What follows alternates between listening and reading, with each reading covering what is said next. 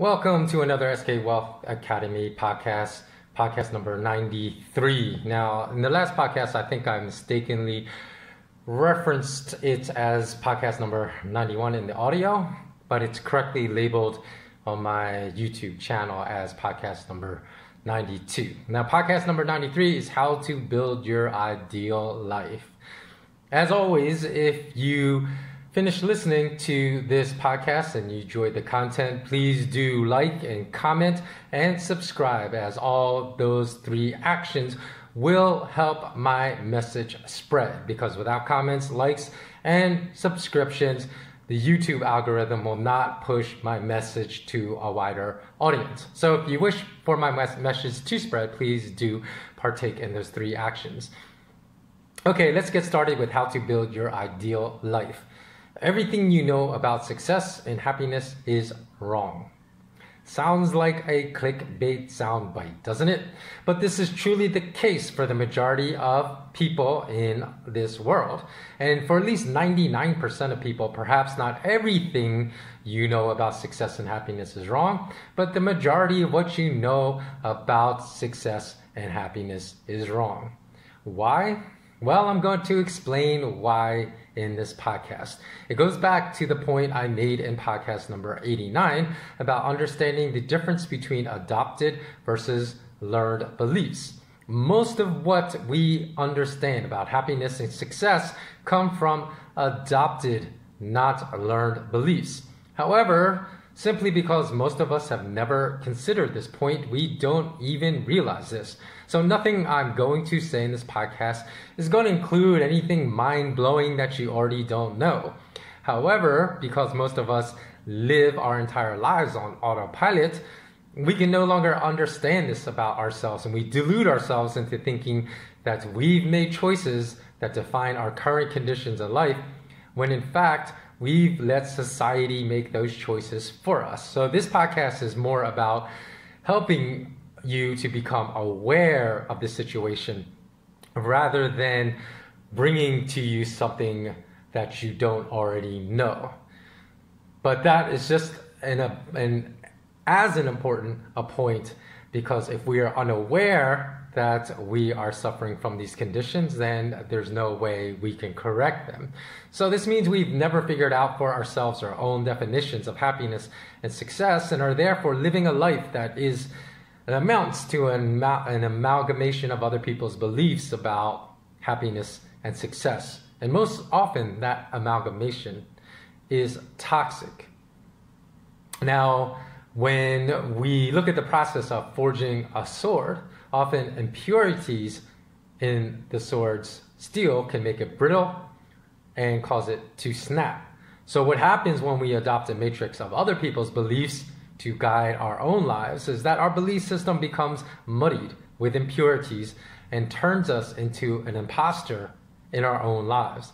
Much of what we do in life is completely backwards. We become victims of marketing that tell us more stuff will make us happier, whether it is the Louis Vuitton Minaudière clutch, or buying a really nice home or a really nice ride.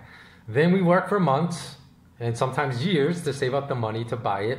And when we do, we find that we might be happy for days, weeks, or even a few months after our initial purchase. But inevitably, after the adrenaline and endorphin from our initial purchase subsides, we find that happiness from the ownership of that material possession may fade quickly. And in the end, we return back to square one, and the same pre-purchase feelings of emptiness floods our souls, which leads us to pursue the next purchase to make those feelings of emptiness go away. This only happens, however, if we let society tell us what will make us happy, and then consequently pursue that false definition of happiness instead of building a true definition of happiness and pursuing that specific definition. In fact, no one but ourselves can tell us what will make us happy, because we all have different criteria, but the key is to learn what makes us happy instead of adopting a definition of happiness from the relentless bombardment of marketing advertisements. So, and ultimately, there really are few among us that have ever even analyzed the process of how we came to embrace our beliefs that guide our current lives. And we don't realize that the vast majority of our beliefs have been blindly adopted and not learned, and are therefore unauthentic. Let me just go over a few of these adopted beliefs. For example, we have been told for our entire lives that breakfast is the most important meal of the day, and I still hear that from a lot of people. And I believe that for nearly my entire life until I started intermittent fasting about 2 years ago. And in that span of 2 years, I've never eaten breakfast. I don't eat my first meal until about 11 in the morning, and I eat my last meal before 6 p.m. whenever possible. And all throughout that time, I wake up to work out at 6 a.m. and never have any energy problems. I mean, other than the natural oscillation of sometimes you just have days you feel more energetic than others. But even then, that natural oscillation of energy is much more even than it used to be when I did not intermittent fast. So I find that my energy levels stay pretty consistent throughout the day, every day, and on a daily basis are pretty consistent as well. So as I said, I never have any problem with these early morning workouts, even when completing workouts that necessitate high caloric expenditures, like leg days that include squats, quad extensions, hack squats, or other days in which I do kettlebell routines, which also require a lot of energy output. So another adopted belief we have is that academic pedigree equals intellect. And I believe that nonsense for years, especially since that adopted belief was reinforced in every job interview I had, in which the recruiter, after glancing at my resume and seeing my academic pedigree, given that I graduated from an Ivy League and majored in neurobiology, would always comment or make a comment similar to, "Oh, you must be really smart." But attending an Ivy League for 4 years and then working in an industry in which I was surrounded by Ivy Leaguers informed me that academic pedigree was not equivalent with intellect at all. As I met some of the most book smart, but most critical thinking lacking people I have ever met in my life. In fact, when I was working for a Wall Street firm, 100% of the money managers and financial advisors pushed a diversified portfolio strategy upon their clients, even though this strategy was a cover for their lack of knowledge as far as how to invest that money wisely for their clients. Because if you put your money into 10 different sectors, large cap, mid cap, small cap, foreign stocks, domestic stocks, transportation stocks, financial stocks, retail stocks, bonds, and so on, of course, some money is going to stick. You throw everything against the wall, you're going to have some things that stick and some that will fail every year. And this is the explanation they give. Oh, we want to always have some money in the things that stick, but to achieve that goal, we're going to have things that fail every year as well. Does that sound like a smart strategy? And they also push the efficient market theory, in which it is impossible, they teach it's impossible to really gain an advantage as far as buying a cheap stock, because they teach all information is already perfectly priced into a stock's price at all times, which is also pure rubbish as well, due to the advancement of technology and how technology rules stock prices today, not even supply and demand, or not even the float, or not even, all the things we're taught in business school is a bunch of rubbish.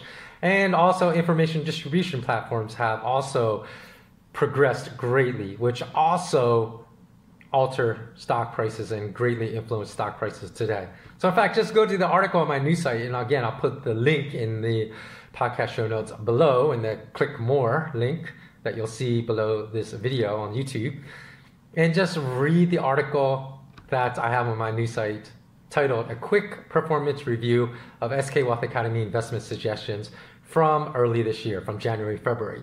And you will find documented proof of 14 stocks I discussed shorting before they tanked in January and February this year, 13 of which produced high double-digit or triple-digit yields had you taken put options, as I suggested in those articles, for a 93% success rate that would be impossible if the efficient markets hypothesis is true. And as well, there's so many other undiscussed items like HFT, high frequency trading algorithms, dark pools, spoofing, quote stuffing, and whatnot that affect stock prices that have nothing to do with the efficient market hypothesis. So where diversification does serve us well in our lives is if we take this concept and apply it to our belief systems. So have you ever heard of that game where they present like 4 items, they say 3 of these are the same, 1 is unlike all the rest. Pick the one unlike all the rest. So I think actually that college entrance exams have word games similar to this. It's been so long ago that I took the college entrance exam that I don't remember, but I think in the verbal section there are word games like this. Like they would present you with 4 words and you were to select the one that was unlike all the rest. And in picking our friends, we should always pick the one unlike all the rest if we want to live an extraordinary life. Why? Because this is the person that will challenge our thinking to evolve the most. I've often spoken of how every person in history that has lived extraordinary lives, whether they were a great thinker, a creator, an artist, that they have always lived in multiple countries throughout their lives. And do you know what the answer they have provided when asked why they have chosen to live in multiple nations? Everyone to a T that has been asked this question said it was necessary for them to leave their nation in order to expand and progress their thinking outside of the confines of the culture and nation within the borders of the land in which they were born. So they said they had to learn from other belief systems that were very different culturally from their own to realize their full potential. So I have no doubt that in regard to my own personal experience, that living in 4 different countries has provided me with much of the insight I offered to you throughout these podcasts and throughout the articles that I've been writing on my news site for the past 15 years. So in America today, where Yale students scream about the provision of a safe environment in which no one can challenge their beliefs and the administration acquiesces and caves into their demands, this is a very dangerous development because embarking down this pathway builds campuses of echo chambers instead of learning. So I found it necessary to leave the United States in order to develop SK Wealth Academy, because if I had not left the US, I know 100% sure that I would not be the type of critical thinker I am today, and therefore would not be able to develop the best online academy possible to offer you when I finally launch my academy. So I knew I had to leave the US in order to replace some of my adopted beliefs with learned beliefs that can only come by challenging my existing beliefs with exposure to different ways of thinking. So I will review just one more false adopted belief for comedic value. So have you ever heard of the saying, don't kick a man when he's down? So as someone that's been training in martial arts for years upon years and years and years, I learned that if you're attacked by someone with a knife or a gun, and you're fortunate enough to knock the weapon out of that person's hands, then the worst thing you can do is to go to the ground and scramble for that weapon with your attacker. Especially if that attacker turns your back to you and goes after the weapon on the floor. Now this is given that, say, the weapon is equidistant from both of you and you both have an equal chance. So I'm saying, of course, if the weapon's right next to you and you can pick it up before your attacker has any chance of closing in on you, then go ahead and do that. But this is a situation where both of you are equally likely to possess that weapon. You don't want to go to the ground and scramble for it. The best strategy is to finish the attacker that is no longer paying any attention to you and that's turned your back to you, which renders that attacker defenseless for a few seconds, which is all you need to deliver a blow that will knock that person out. So in martial arts, there's no better time to kick a person than when he's down, especially during a scramble for a weapon. And due to my training, I can never watch horror slasher films without being incredibly annoyed at the actions of the victims in these films, which inevitably makes me want to root for the killer and not for the victim. So I've never watched many horror films because watching such content pollutes your mind. And if you want to reach your potential and build your ideal life, you need to have your body hum at that higher vibrational level by not polluting your mind with such content on a regular basis. But because of the few ones I've watched, and there always comes a time when the deviant psycho in the movie is knocked down by the captives. Either the captive hits the psycho over the head with a chair or punches the psycho in the face and the psycho falls down. Instead of stomping on or soccer kicking the psycho's head and ending the danger right then and there, the victim always panic turns and runs away, after which the psycho inevitably recovers, rises up, chases, and recaptures the victim.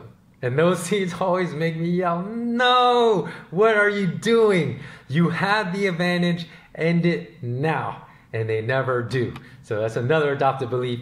Don't kick a man when he's down. Of course, kick a man when he's down is the best time to kick that man. So in any event, so much of what we hear and adopt as our beliefs are completely wrong.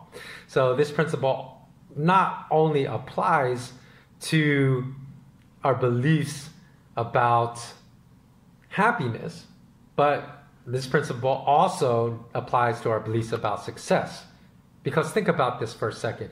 If we never formulate our own definition of success, but we only adopt society's definition of success, and we all know what that definition is, it's the accumulation of immense material wealth. How can we possibly ever expect to become successful if we have no idea what that word means specifically to us?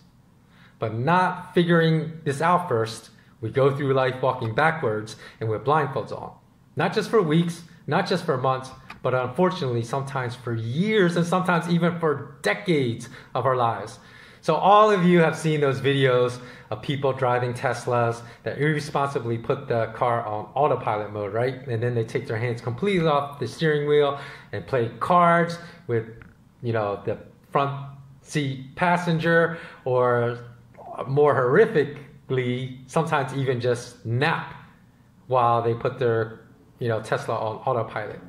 So never discovering your own definition of happiness and success is the same as driving that Tesla on autopilot mode while never paying attention to the road. The autopilot mode, not you, dictates the pathway your life will hit. And while it may steer you by chance and pure luck alone on the right path, it may also steer you head on into the back of an 18-wheeler and kill you as well. So the key is you are not in charge when you live your life on autopilot, even though you falsely may believe that you are. So how do we get out of autopilot mode, right? That is the key question. I'm sure that many of you have heard friends of yours say of people they are in relationships with, or perhaps even married to, "Oh, he's the perfect person because he's the male version of me," or "She's the perfect life partner because she's the female version of me." This is exactly the kind of person you should not seek to be in a lifelong relationship with, because all it will do is place your life into an echo chamber and ensure that you never break free from the autopilot mode during your life. And it also will likely mean that your entire life will be exactly how society, not you, society dictates it should be. And you'll end up sending your kids to institutional schooling because that's what you did and that's what everyone else is doing. When you look around, that's what the hive is doing, and you want to belong to the hive. And it's probably is not the best platform for education for your kids. And then your kids will go to work for a corporation because that's what you did, and that's what the institutional schooling system and society encourages you to do. And then you'll get married by a certain age, buy a home by a certain age, because that's what society tells you you must do to be successful, without ever figuring out what you really want from a lifelong partnership, and without determining if you want to be tied down by a mortgage for the next 30 years instead of having the freedom to move about the world and live and explore different parts of the world. So, again, every time we do what society wants us to do, we are going through life walking blindfolded and backwards. Now, when I decided to go back to school and get my MBA, I did it for all the wrong reasons. I did it because I thought a graduate degree could help my career without even knowing what career I wanted to pursue for the rest of my life. So I did it because at that point in my life, I didn't know what I wanted to do for the rest of my life, which is a horrible, horrible reason to go back to school. And eventually, within a few years of graduation, I realized that I hated corporate life, no longer wanted to work in a corporation ever again. And I also hated the ethos, or lack thereof, of Wall Street and the banking industry. And I realized I really wanted to impact people's lives in a positive way, leave a positive social footprint in my local communities as well as at a global level, which I could not do in the type of industry I was working in after I graduated from business school. And instead of figuring out how I could use my academic degree to reach my goals, I let the academic institution own me and take my money and hand me back a diploma that was useless, because I honestly used nothing I learned in business school to start my own business. In fact, because I learned a whole bunch of rubbish, because the theory does not even apply in the real world, my net consequence of going to business school was negative. It wasn't even zero. I don't even look at that was a zero, that was a pursuit that was of zero benefit to me. I look at it as a pursuit that was of negative benefit to me, because it taught me a whole bunch of things about how financial markets work, how money works, how stock market prices work that were completely wrong. So I had to unlearn all the lies I learned in business school and learn how they really worked in the real world. So and furthermore, everything I learned about starting and launching a business, I learned on my own simply by doing in the real world, by taking action. So because I failed to understand my true self, I fed my fake self, which was being driven by society, and ended up wasting an enormous part of my life in an endeavor that was less than useless, as I just explained. And not only that, I wasted a lot of money. So this concept is akin to asking, does social media own you, or do you own social media? Does your smartphone own you, or do you own your smartphone? If you find yourself wasting hours every day on your smartphone, and if it's the first thing you reach for in the morning after you wake up, and it's the last thing you put down at night before you go to sleep, then your smartphone definitely owns you. So it is not serving you, it's not progressing your life, but you are serving it as if it is some kind of artificial intelligence god. So if that's a question that you just answered, and realize that it owns you, you don't own it, you need to step back the usage of that particular piece of technology. So the same really can be said of any material possession, because I recall when I was working for a Wall Street firm and I was making solid income, I had a discussion about materialism with my friend Elaine. So hi Elaine, if you're watching this. And we talked about materialism, and I told her, hey, material things really don't mean that much to me. And then I remember, Elaine, you challenged me because you said, hey, I've seen your place. I've seen the brand name clothes you own. And she said, I've seen that really nice floor hand woven Afghan rug that you have in your place.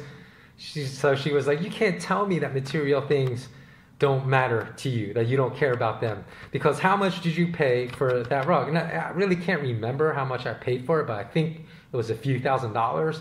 So her point was like, how can you say that you don't care about that material things mean little to you if you're going to pay a few $1,000s for a stupid rug? So my answer to her question was that just because I appreciate material things doesn't mean I'm materialistic, which means I base my self-worth upon the possessions I own.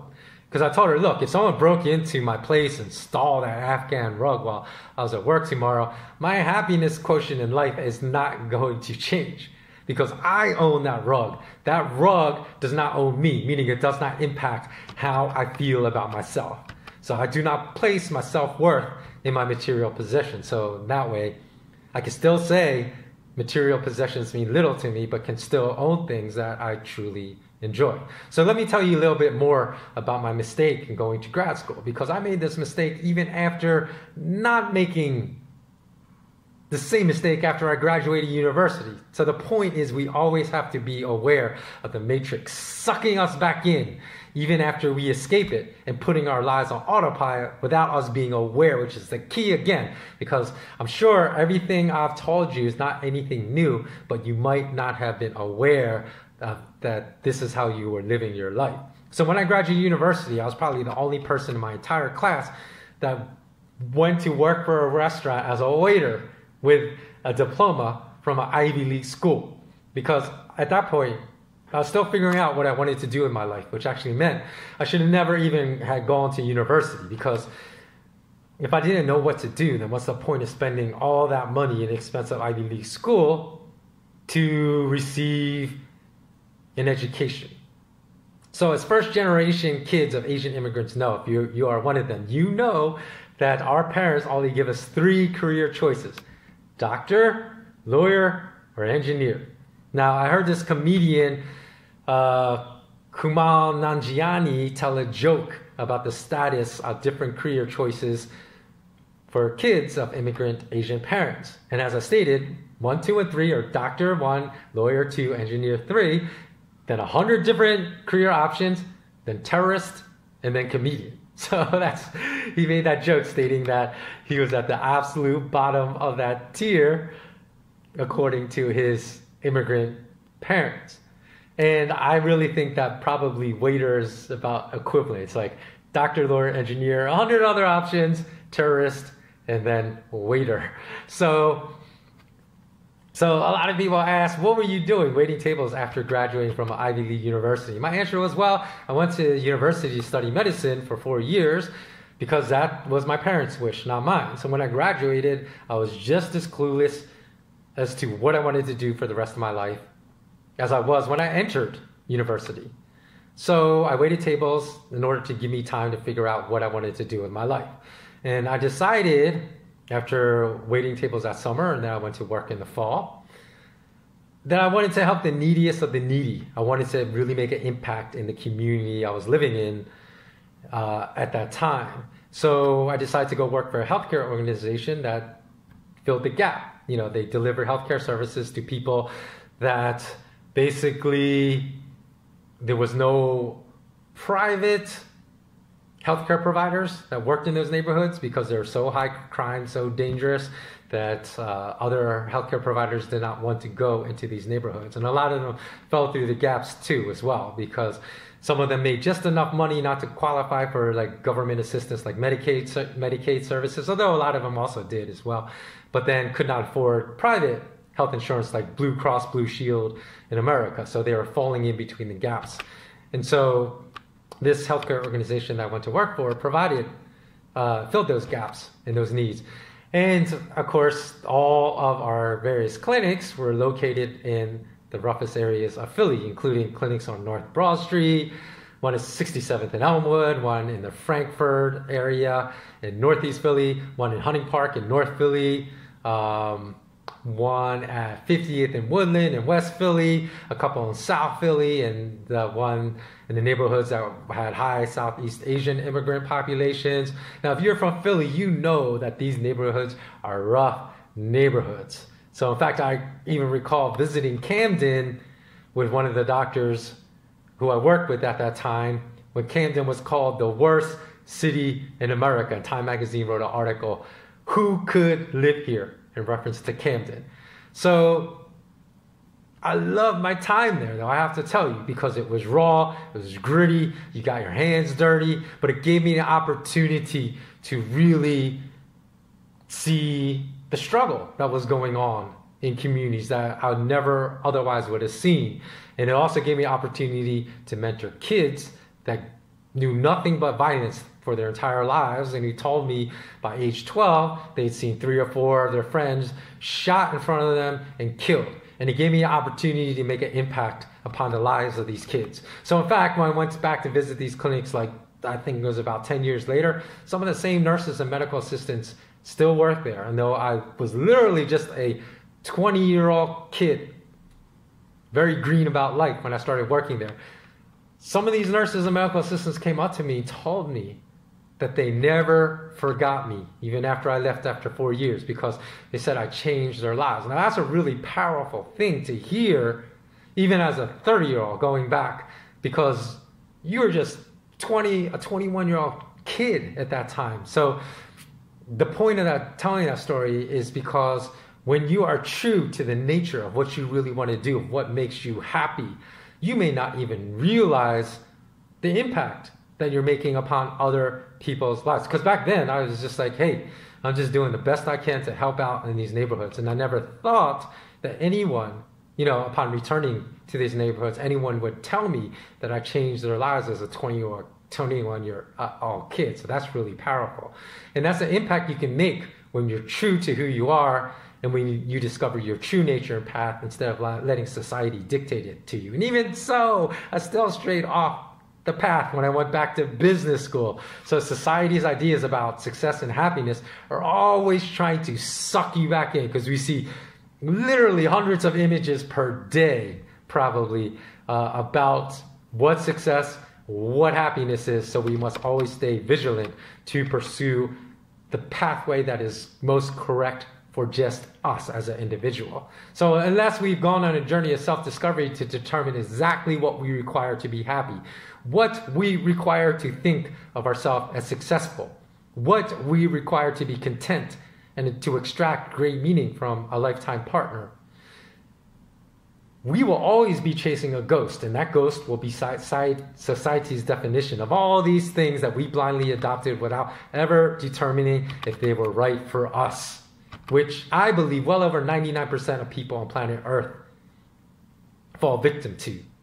So, because when I think about it, it's not even 1 in 100 that really are pursuing their own journey of happiness and success, rather than what society has told them the definitions of happiness and success are. I think it's more like 1 in 500, or perhaps even 1 in 1,000 that are. So whatever the hot topic is, for the current time, whether it's follow your passion, be authentic, there's nothing you should ever blindly adopt, because it just may not be right for you. So if you're passionate about something but you lack the talent to excel in it, then passion means nothing. If you're passionate about something, have talent for it, but there's no opportunity that exists to make a living because of this pandemic lockdown world that we live in right now, then this passion is still worthless. And as I already stated, unless all the people that preach authenticity have undergone the long hours of introspection to determine their own definition of success and happiness, completely independent from any guidance, manipulation, and influence of society, then they likely will be the most unauthentic people you could ever meet in your entire life. So let me end this podcast with this thought. I've told you about some of the mistakes I've made in my journey to build my ideal life.